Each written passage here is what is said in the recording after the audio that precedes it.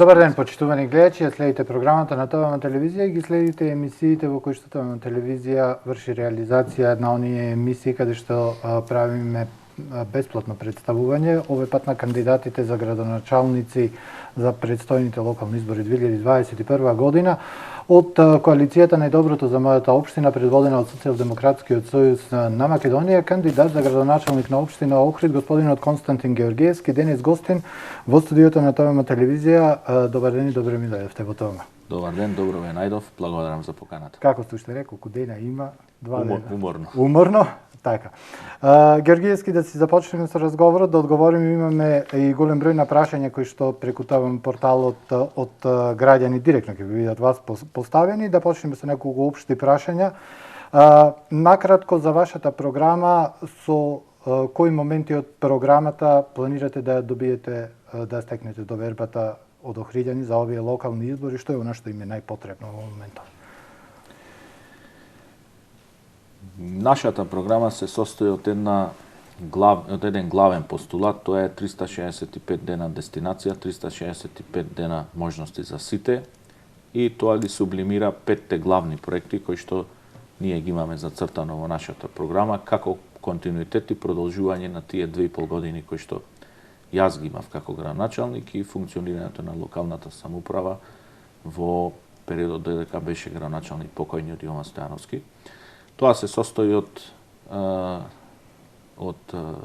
како прв проект плажи по мерка на граѓаните во склад со природата.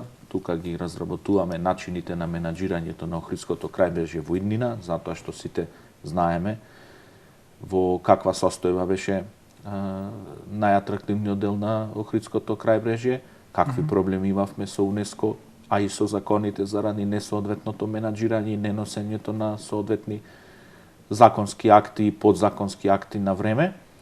И тука предвидуваме да Агенцијата за просторно планирање, која што го изработува планот за крајбрежје, да ги утврди локациите на кои што ќе бидат предвидени во иднина, предвидено стопанисување на крајбрежјето.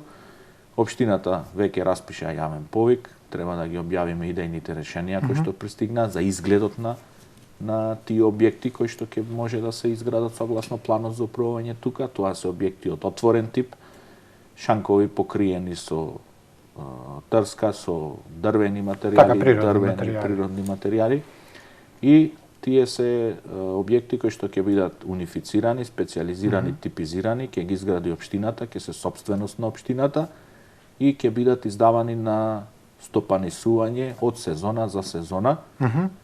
Со тоа што целата урбана опрема ќе ја инвестира тука општината, додека концесионерите само ќе треба да го стопанисуваат објектот. И таков ќе биде начинот во иднина на менаџирање на крајбрежјето. Нема да има издавање на концесиски договори на краткотраен или долготраен закуп како досега што имавме, затоа што тоа се покаже како несоодветен начин, кој што креираше многу проблеми, во кој што вложивме многу напори и средства за да ги решиме тие проблеми и да го задржиме како резултат на тие постапки статусот на Охрид во УНЕСКО таков каков што беше. Така. Кој е вашиот став околу законот за Охрид? Пред 10 години, речиси една деценија, тој закон беше донесен, се стави ред во урбанистичкиот хаос кој што постои во централното градско јадро. Меѓутоа, единствено што добивме, ето ние како медиум имаме често пати средба и општинскиот инспекторат и државниот инспекторат се прогласуваат себе си за ненадлежни кога станува збор за објекти кои што се градат, пример оние дуќани кои што се наспроти поранешното радио Охрид зградата. Можно ли е да се воведе некаков ред и што е со овој закон, треба ли да се модифицира, треба ли да се укине? Ќе одговорим и на тоа прашање, само уште 4 главни проекти да ги завршам. Така, повелете. Овој за плажите е еден проект, така, имаме другиот проект е Зелена оаза, тука предвидува ревитализација на Студенчишко блато и изградба на нови паркови, веќе ги промовиравме во кампањата.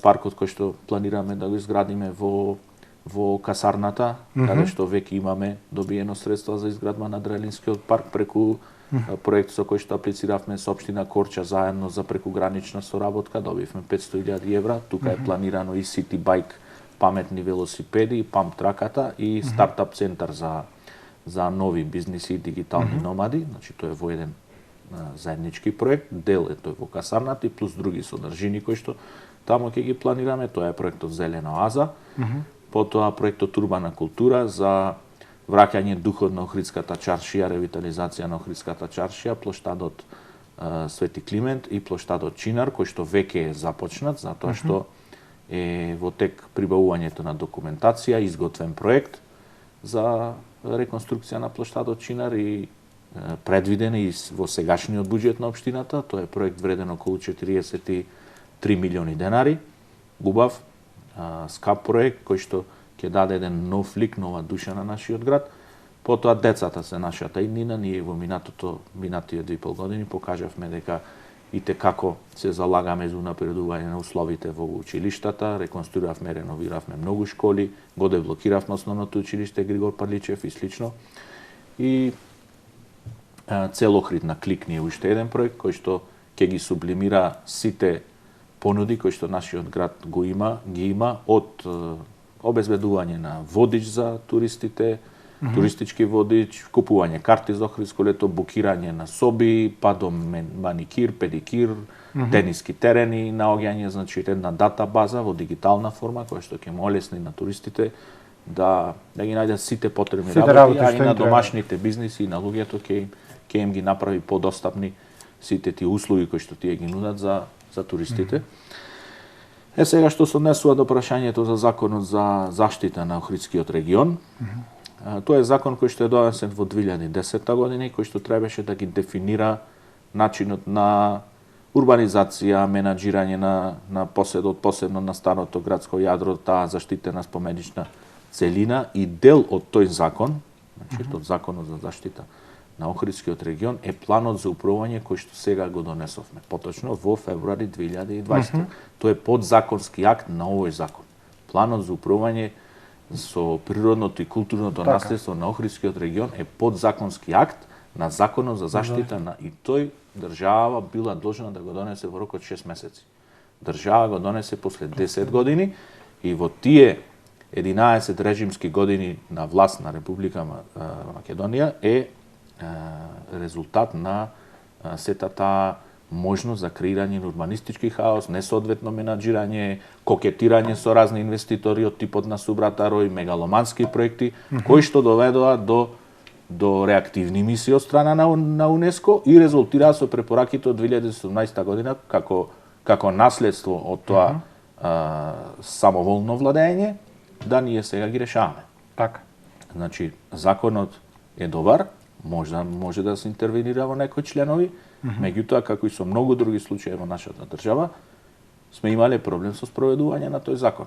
Ако ние навреме сме го донесле тогаш планот за управување 6 месеци после носењето на законот како подзаконски акт на тој закон, немаше да имаме сега ситуации како што имаме. Сега доследно се почитува планот за управување. Да, тоа е сепак само план, може да претрпи измени, во консултација со УНЕСКО, одредени проекти кои што сите ние како јавност сметаме дека се можни во Охрид, може да ги дискутираме понатака со УНЕСКО, например. Така, не можеме да запреме развојот на градот по било кој основа. Меѓутоа, како резултат на мискомуникацијата со УНЕСКО, како резултат на неносењето на тие Па мислам дека еден период и немаше комуникација. Дојдовме во ситуација да бидеме под закана, да бидеме избришани и сега активно работиме да го изменаџираме цел тој процес, кога опасноста од бришење на Охрид како град на регионот како заштитен под УНЕСКО ќе отстраниме таа опасност, тогаш ќе можеме да продолжиме да комуницираме со УНЕСКО за развојни проекти како ски центар Галичица и слично, затоа што еден од препораките беше да се напушти тој проект. Во иднина можда со соодветни физибилити студии, со соодветни пристапи ќе изменаџираме да некакви содржини се изградат и во националниот парк. Меѓутоа, за сето тоа ќе треба многу комуникација, многу труд, многу континуитет и многу трпение. Можно ли е решение на поврзано исто со законот за Охрид за реконструкцијата и изградбата на минарето на џамијата? Таа почна кога ВМРО беше и на локална и на државна власт, беше завршен објектот. Кога СДСМ дојде на власт, премиерот кажа дека станува збор за дивоградба, меѓутоа станува збор и за еден малку чувствителен период кога да се реши Многу пати сме дискутирале во однос на тоа прашање, значи станува збор за изградба на објект кој што е резултат на меѓудржавен договор. За тоа е подпишан договор меѓу двете влади и станува збор за објект кој што е изграден со одобрение за конзервација. Така, со конзерваторска, со реставрација и конзервација. Формално одобрение за градба нема и затоа формално правно е третиран како бесправна градба. Меѓутоа дека е изработен проект за реставрација и конзервација кој што е оверен од надлежните институции, вистината е таа. И изграден е тој објект и мислам дека ќе треба да се најде решение согласно планот за управување, согласно позитивните прописи да се уклопи, затоа што сепак рушење на такви верски објекти, на објекти кои што станува збор за објектови веќе има делови кои што се постоечки. Сензитивно прашање и така. Господине Георгиевски, речиси на секои локални избори, сите оние кои што се кандидати за локалните избори зборуваат за намалување на општинската администрација. Општинската администрација брои некаде повеќе од 300 вработени. И конечно Охриѓани ќе добијат ли сервис на граѓаните, а не она како што велат нервно оделение, постои ли начин, постојат ли инструменти, без разлика дали се административни, користење на електронски алатки, некои кадровски промени за конечно да профункционира она како што треба администрацијата, да немаме бескрајни предмети. Имаме и прашање на луѓе кои што чекаат и со години за легализација. Да, администрацијата и во општина Охрид и општо е гломазна и несоодветно функционална, треба да биде пофункционална, има начини за зголемување на ефикасност од дигитализација па до поинаков проток на документи. Добар дел од предметите, на пример во урбанизам, сега се електронски, ние ги следиме така. Кој предмет, кој службеник е, колку денови. Меѓутоа треба да имаме, значи не е само проблемот во дигитализацијата и тие услуги. Меѓутоа катастарот пример функционира супер. Да, катастарот. Дури ако не може да решат проблеми, кажуваат дека не може да решат проблеми, тоа е тоа. Има начини, мислам дека во иднина ќе зголемиме ефикасноста на администрацијата, да стане сервис на граѓаните. Тука треба и малку да се поработи на доусовршување и специализација на тие луѓе кои што таму работат. Мора да инвестираме во луѓето, таму има овие 2,5 години видов јас дека има и многу вредни, честни исполнителни луѓе. Впрочем, сите овие проекти кои што ги завршивме во Охрид не дојдоа сами од себе. Некој ги тераше сите тие постапки, така. Така. Значи, има луѓе кои што си ја знаат и кои што си ја вршат работата, меѓутоа има и доколку уште еднаш ја добиете довербата на граѓаните, мислите да правите некои драстични кадровски промени, кога станува збор за раководители на оделенија, раководители на јавни предпријатија? Од она што можевте да видите во овие 2 години, ете и сами ќе кажавте, постојат луѓе кои што работат повеќе. Сум детектирал јас некои проблеми во консултации и со тимот и со други експерти ќе интервенираме да таму кај што имаме проблем да зголемиме ефикасноста и пристапноста. На пример, јас и во други прилики сум кажал, ево имам и една анкета од ИРИ кој што скоро беше завршена и каде што се детектирани проблемите кои што луѓето мислат дека најмногу ги тиштат во општина Охрид и на голем број од тие анкети најголем проблем е сферата на урбанизмот. Иако постапките тука се водат електронски, меѓутоа сферата на урбанизмот е и тука ќе треба да делуваме. Сега само да побараме. Дека баш интересна има и други интересни показатели во таа анкета од ИРИ. Ево, на пример, видите, урбанистичко планирање и развој. 32% од луѓето сметаат дека тоа е најголемиот проблем во општина Охрид. Невработеноста е втора 11%, а што е многу добар показател и резултат на нашето домакинско и честно работење, збори дека корупцијата во локалната самоуправа смета дека е проблем само 2%. Така. Што е фрапантен резултат. Така. Ова е анкетата од ИРИ. Апропо на тоа што слушаме разноразни обвинувања за некакви криминали, корупции. Така. кои што апсолутно се паушални невистините. Така, пред да започнеме со прашањата кои што на порталот tv.mk го имавме поставено повик луѓето да си поставуваат прашања кои што ги мачат за проблеми, тие си ги знаат најмногу. Докога добиете довербата од граѓаните што е она што треба потхитно да се направи, проект кој што треба веднаш да се реализира. Пречистителна станица од Трпејца, број 1 приоритет. Така. Ке започнеме со она што на самиот почеток од разговорот го спомнавте за потребите на најмладите во нашиот град, детските игралишта, има голем број детски игралишта, голем број од нив треба да се санираат и тековно се санираат. Пример, јас ќе кажам и стојам за тоа во населбата Гоце Делчев. Од кога е направено до сега е 13-14 пати санирано и сега се санира исто. Се менуваат, луѓе прашуваат за бараат терен за футсал на Дејан Војвода, улицата Богомилска зад скалестата зграда, тој како круг е, улицата тука бараат детско игралиште, дали е возможно да се направи нешто, некои бараат градски парк, нешто за што треба малку и повеќе време да се реализира проект сам. Идејата на нашиот проект за парк во касарната е како резултат на тоа што Охрид нема голем спортско-рекреативен, зелен парк кај што луѓето наменски ќе може да одат и да шетат и да уживаат. Нас да не ни е зерото, ние ќе немаме парк. Ние си шетаме покрај зеро затоа што Охрид нема парк. На Охрид му е насушно потребен еден нов парк и затоа ние го изработивме проектот за касарна, таму сме веќе започнати, ставивме ние таму баскет игралиште, ставивме детско игралиште. Меѓутоа тоа е само на почеток. Ке следува Адреналинскиот парк, памп траката, терен ќе има голф рейндж каде што луѓето ќе може да се рекреираат. Доброто е тука што во генералниот урбанистички план, за разлика од многу градови во Република Северна Македонија, се предвидени содржини кои што се за спорт и рекреација Д3. Нема градби во касарната, а во другите градови и тука имате малку и поголем зелен појас. Да не речем и најголем во нашиот град. Има зелен појас, касарната е навистина еден простор кој што ќе може да го оплемениме и да го развиваме во иднина и малце да ја префрлиме тежината на случувањата од крајбрежјето и од градот и на периферијата, затоа што Охрид е убав сегмент. Така, бараат исто спортска сала во училиштето Кочо Рацин кај црногорците, светувала 30 години, и дали се планирани детски игралишта околу градинката Лихнида, и тоа се прашањата кои се однесуваат на игралиштата и што се однесуваат до забавните и спортските содржини.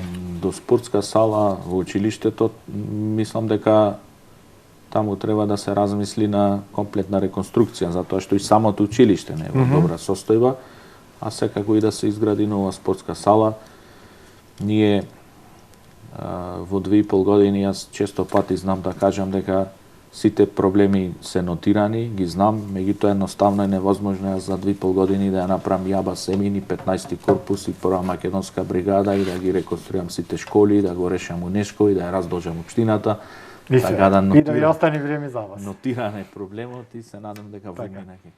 Кажавте и самите дека еден од најголемите проблеми од урбанистичкото планирање во нашиот град. Има две прашања, едното прашање се однесува за две згради на улицата Пирин Планина.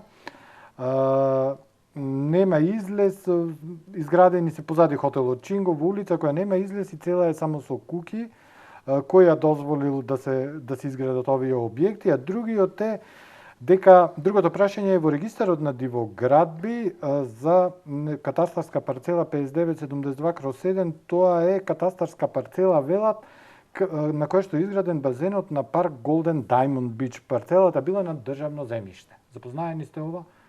Дали ова објект ќе се прогласи за дивоградба, ќе се тргне, ќе се отстрани? Ако има решение за отстранување, тогаш е... А што ме во регистар на дивоградби? Во дивоградбите тогаш представува бесправен објект, како и сите други бесправни објекти. Така. Граѓанин од Велгуш ти прашува дека има право... Само рековте вие градиште, па после спомнавте Голден. Не, ова е на Пирин Планина позади Чинго, хотелот. А на државно земјиште, аха. А ова е објектот што е во регистар на дивоградби, од Градежник фирмата. Од Градежник, јас слушнав, градиште. Да. граѓанин од Велгошти... За тоа што е за Пирин планина, веројатно станува збор за некој урбанистички план кој што не е спроведен, затоа што чим се тамо предвидени локации, сигурно е предвидено отварање на улица, некако која што сигурно не е експроприрана и не е отворена улицата, па затоа има само куќи, нема пристап таму. Има доста такви состојби во општината. Така. За отварање на улици ќе треба да предвидиме повеќе средства за експроприација. Така, Ѓорѓе Јаковлевски од Велгошти вели дека имал одобрение за градба и за правосилен печат во урбанизам, чекал 3,5 години, не можел да легализира куќата. Имаше таков проблем за одобренија кои што беа од минатото давани, на кои што има дилеми службите како да ставаат печати за правосилност, меѓутоа се формираше комисија и тој проблем е решен. Така, работевте многу на КЕО, на средување на КЕО по препораките на УНЕСКО. Имаме прашање кое што се однесува на просторот кај Далјан, поточно кај хотелот Магнус, одморалиштето Младост. Таму има депонија, јавното предпријатие Комуналицки ја исчисти, повторно ќе никне. Дали тој простор, прашуваат граѓани, ќе се среди барем во текот на летната сезона? Согласно урбанистичкиот план, кој е предвидено тамо јавна површина, јавно зеленило, може да се изгради парк. Меѓутоа, често пати граѓаните, проблемите кои што ги детектираат, и јас како обичен граѓанин сум ги детектирал за кога влегов во општината, видел дека не се така едноставни состојбите, често пати станува збор за приватен имот, враќан со денацизација во разноразни постапки. Така, па може да се интервенира, па не може, па смеете, па не смеете. Остануваме на КЕО-от, мостот на желбите. Луѓе велат кои што живеат на тој дел од градот дека сами вршат реконструкција на делови од мостот и бараат осветлување на истиот. Дали може да се спроведе? Мостот на желбите е изграден без одобрение за градба и е несоодветен во таква форма каква што е сега. Доколку имавте прилика да видите, ние пред ден-два го објавивме проектот кој што се однесува на средување на тој простор. Станува збор за дрвена пешачка патека од пристаништето до Канео, како што е предвидена во сегашниот важечки урбанистички план за тој дел од кребрежјето. Таму е веќе предвидена, тој план е донесен 2000 година, кога Николче Наумов бил градоначалник и тој е се уште важечки план. Според тој план марината е предвидена во каналот. Тој е цел еден план кој што го третира крајбрежјето. Во тој план е предвидена пешачка патека, мислам дека е во ширина околу 4 метри, дрвена, уште тогаш ја предвиделе дрвена, 2000 година, кога не сме имале ни препораки од УНЕСКО, ни закани дека ќе сме избришени, ни други разноразни проблеми. Луѓето имале визија и предвиделе како треба да изгледа сето тоа. Не изработивме идејно решение и се обврзуваме дека во наредниот мандат ќе изградиме таа дрвена пешачка патека од пристаништето до Канео, како што си е предвидено во генералниот план. И за тоа ево има прашање, ќе трпат ли бизнисите, луѓето кои што имаат дуќани? Тука велат дека ќе им трпеле бизнисите. Од што? Од пешачката патека. Дека ќе се намалела фреквенцијата на поминување во покрај КЕО-от, од пристаништето, како поатрактивен момент? Па сега, стои како опција тоа дека некои бизниси, меѓутоа сега ние го гледаме општиот јавен интерес, не можеме ние да носиме одлуки и да градиме проекти према нечи бизнис интерес што имаат дуќанче тука. Меѓутоа тој што има квалитет и тој што има одредена бизнис понуда, каде и да е, туристите ќе одат, луѓето ќе одат специјално за таму и ќе ги посетат. Во овие 2 години се зафатите со проект за реконструкција на улицата Аба Семин, колку што се сеќавам, станува збор за една од најстарите улици во градов и немаше подземен катастар за оваа улица и граѓани прашуваат има уште делови краци од улицата кои што се водоснабдуваат со азбестни цевки. Ќе се дозаврши тој дел? Да, сите краци кои што треба да оставени се исклучоци за сите тие делови кои што треба да се дозавршат краците на таа улица и сукцесивно ќе се ја менуваме и во краците водоводната линија и потоа ќе ги средуваме и тие се 3-4 уличиња кои што се таму и ќе ги завршиме и нив. Толкава работа се заврши на Аба Семин за 3-4 краци, никаков проблем не. Така, речните корита кај Сушица, работевте, средувавте? На 15-ти корпус се гради ново речно корито, сега е во тек на улица Прилепска, се работи потпорен зид со речно корито, затоа што таму ќе следи комплетна реконструкција на улицата Прилепска, подпишани се договори и меѓутоа бевме ангажирани на повеќе други локации и не се уште започнати со реализација, инаку речно корито изградивме и на Грашница, кај Стара Царина, што беше. Мостот кај амбулантата Црногорци до стовариштото Калимеро, тука речно за корито дали може да се изчисти, да се среди? Тука е веќе изчистено речното корито од едната страна, затоа што сме почнати со изградба тука на речно корито, кој што е предуслов за да почнеме со реконструкција на коловозот на Прилепска, а од другиот дел во иднина периодот што следи ќе пристапиме кон чистење на тој дел од речното корито на Сушица. Така. Жителите од местноста Канео има шанси ли да добијат поголем паркинг простор? Има таму еден мал паркинг простор среден, можно е тука да се направи нешто? Во контакти со жителите кои што ги имав и хидрант да се стави. Од Канео, да. Хидранти ни треба од цел Старград, не само во Канео. И меѓутоа ми беше кажано дека имало одредена согласност тука за проширување на паркингот кај Канео од завод и музеј, затоа што таму е староградско јадро и надлежноста е на транспорт и врски, завод и музеј, управа за културно наследство. Така да доколку имаме документација не е никаков проблем да го изведиме и на терен. Ние вршевме едно проширување сега овдека на еден паркинг во Кошишта и може тоа да се заврши. Така. Имаше една голема група на прашања кои што се однесуваат на проблемот во врска со имотите во градиште. Дали имотите во градиште беа пример и оние бесправно изградени објекти беа пример за тоа дека бевте обвинети дека сте правеле селекција во отстранувањето на објектите по препораките на УНЕСКО. И дали има можност да се реши тој проблем со градиште, враќање на имотите?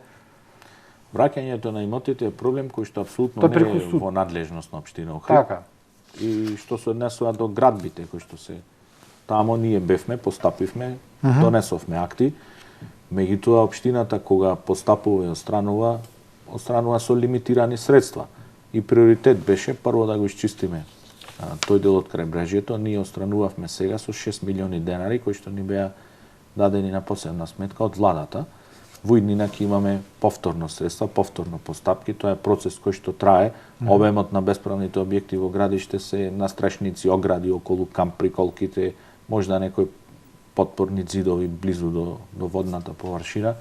Меѓутоа апсолутно без селекција ние и во иднина ќе продолжиме да постапуваме.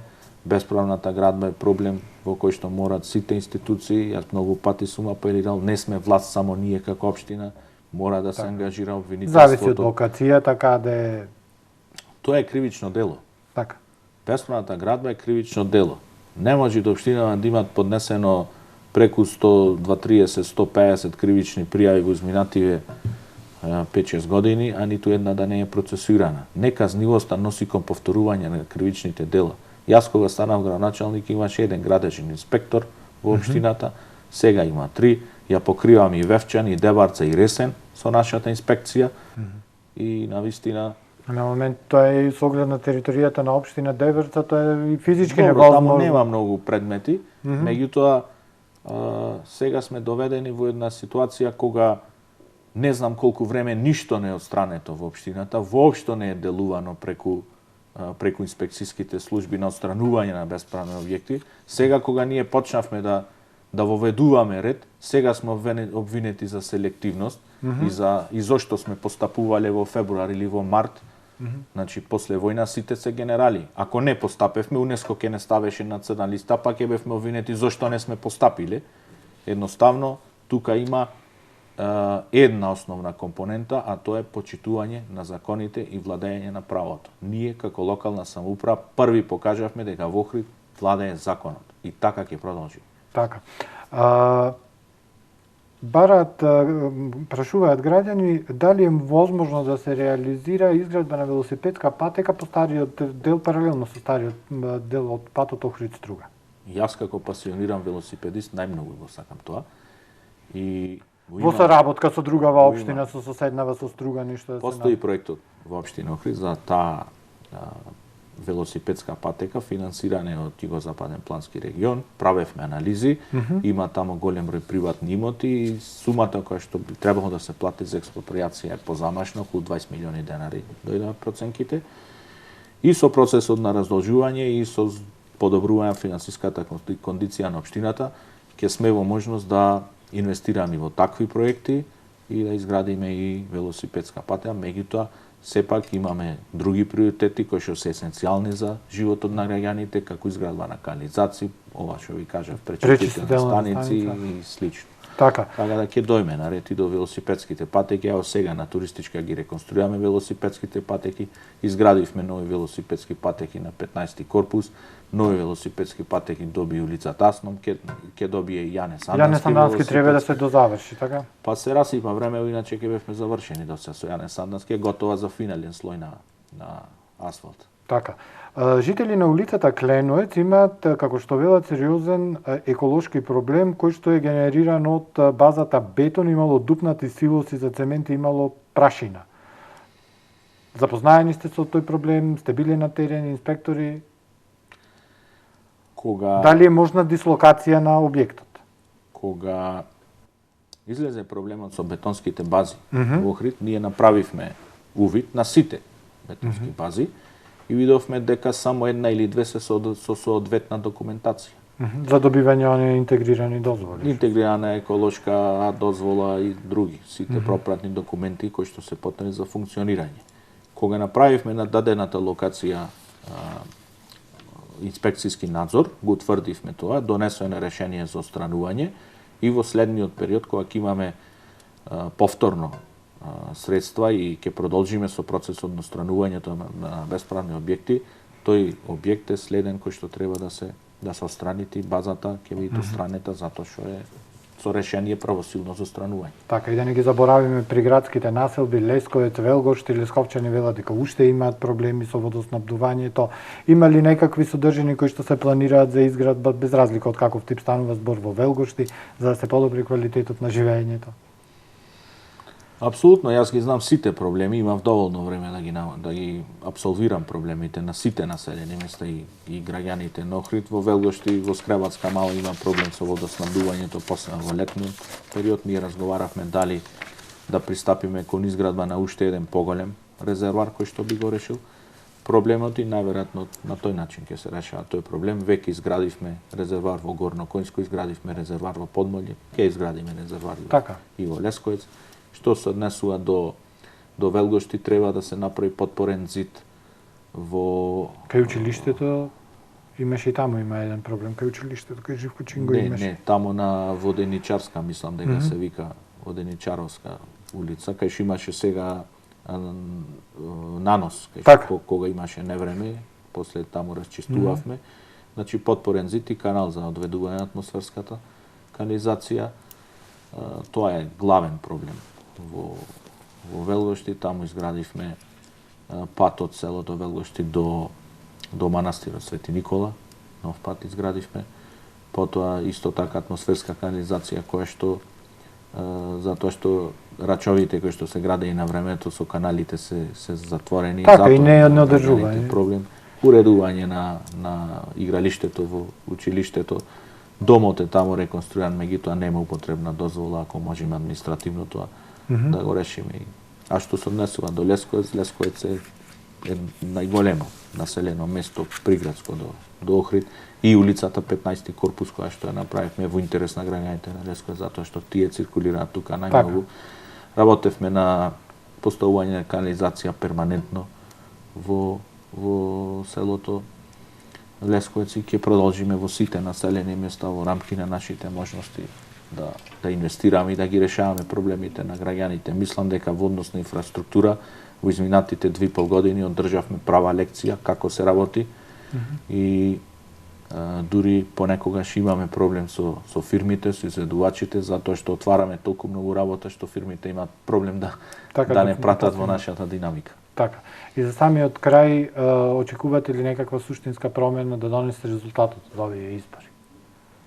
Како мислите? На подобро, на локално? локално ниво. Барем кога станува збор за квалитетот на живот на обичниот човек. Па апсолутно, ние во изминатите 2,5 години направивме суштинска разлика на подобро, а сега ќе го направиме најдоброто, затоа што го нудиме најдоброто за нашата општина. Ја раздолживме општината од 1.600.000 на 295 милиони. На прак сме на комплетно деблокирање на сметката на општина Охрид. Јас лично живеам за тој ден, затоа што од 25 милиони евра да дојдеме до 0 евра блокада на општинската сметка е импозантен успех, затоа што изградивме Аба Семин, која што никој не се нафаќаше и никој немаше храброст и волја да пристапи на решавање на тој децениски проблем, мачен проект, многу сложен, и граѓаните видоа мака и ние како менаџери на цел тој процес, затоа што сепак одреден период беше таму ископано, калливо, меѓутоа за да изградиш мора да го растуриш старото, се заврши. Го изградивме 15-ти корпус, градот доби еден лик на влезот како што му доликува на еден развиен, модерен туристички центар. Ја реконструиравме Асном, ја реконструиравме прва македонска ударна бригада, изградивме нова улица во касарната, ставивме нов кров на Христо Узунов, подови, Така. дограма, нова дограма. Мене што ме остави впечаток од реконструкцијата што спомнувате на училиштата е конечното средување на санитарните јазли по голем број училишта. Ги реконструиравме сите санитарни јазли во сите Тоа беше за училишта. поздравување, да. Во 2020 година имаме 41 проект во основните училишта и 36 проекти во средните училишта. Навистина напорно работевме, мислам дека резултатите од нашата работа се јасно видливи, без разлика кој колку сака да ги минимизира и девалвира од дневно-политички поени. Луѓето не се слепи, луѓето знаат, гледаат кој што сработи за кратко време и мислам дека во недела ќе ја донесат правилната одлука да го продолжиме континуитетот, да работиме во интерес на Охрид и на охриѓани. Крупните, големите проекти сакаат трпение, истрајност и одлучност и ние покажавме дека тоа го имаме и нема да отстапиме од тој пат. Така, Мерим Јосанова, ви се заблагодарам за учеството во емисијата, да ви посакам успешна реализација на овие 2 дена од кампањата која ви остана и секако успех на денот на изборите. Благодарам. Вам, почитувани гледачи, ви благодарам за вниманието, ви посакувам убав ден, останете со програмата на ТВ телевизија, следуваат интересни содржини.